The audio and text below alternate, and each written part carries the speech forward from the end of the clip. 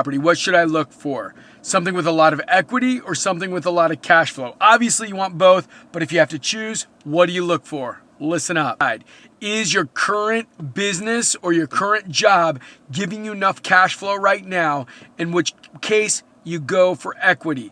If you're trying to get out of that job or business and live on that cash flow, then you go for cash flow. Here's the difference. When you're buying for cash flow, you don't have massive amounts of equity or principal pay down. You're not seeing big shifts. You're usually buying in markets that have high rental populations, and you don't see the appreciation like you do in places that are tighter markets. Example, where I live in Northern Virginia, the Woodbridge market, you can buy a house a lot more inexpensive than you can the Arlington market, but the Woodbridge market, you can buy and actually cash flow pretty well. Whereas the Arlington market, you're spending a whole heck of a lot more money, but you're not cash flowing. But here's the difference. Your rents are so high that you're paying down so much more, and your appreciation 10% on a $600,000-$700,000 house is what, $60,000-$70,000 a year, where 10% of a $300,000 to $400,000 house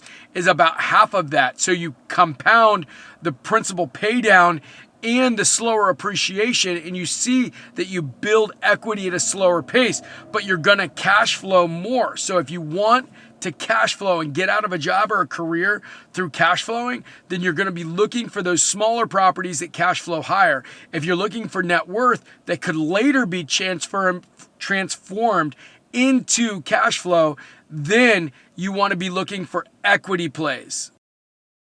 He says, begin with the end in mind, decide what you want, and then create a strategy based on your desired outcome. So if you're looking for net worth, which can later be conformed into cash, buy in higher, more expensive areas.